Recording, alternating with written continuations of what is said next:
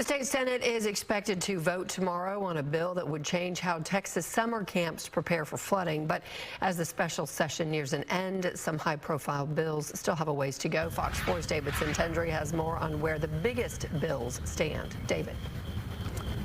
Yeah, well, last week, Lieutenant Governor Dan Patrick signaled that tomorrow, Wednesday, might be the last day of the special session. It appears that's not the case, but it still might be coming sooner than some expected.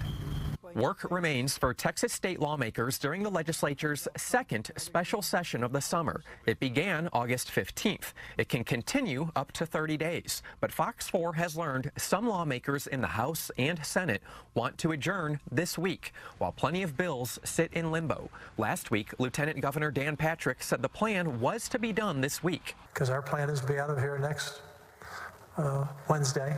Legislative priorities revolve around fallout from the July 4th flooding in central Texas, which killed more than 130 people, including more than 24 girls at Camp Mystic. Somebody needs to develop some standards in the floodplains, particularly around infrastructure and buildings. On Tuesday, House Bill 1 passed a Senate committee, now heading to the full Senate. The bill would require overnight kids' camps develop and submit emergency plans to the state, and require camps to tell parents if it's located in a floodplain.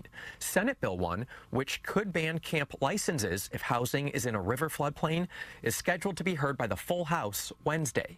We need to make sure that there are no cabins in the floodway. Last week, the House and Senate unanimously approved a bill requiring a state agency to roll out outdoor warning siren requirements. But a handful of emergency response and funding bills remain. And while the session was called to primarily address flood and disaster preparedness, new congressional maps took priority, while debate continues on property taxes and a renewed THC ban the governor had already vetoed earlier this year. Governor Greg Abbott has not signaled whether or not he would call a third special session, but of course he has the power to do so. The Texas House is scheduled to meet tomorrow at 6 p.m. Heather and Steve, back to you all. All right, David, thank you.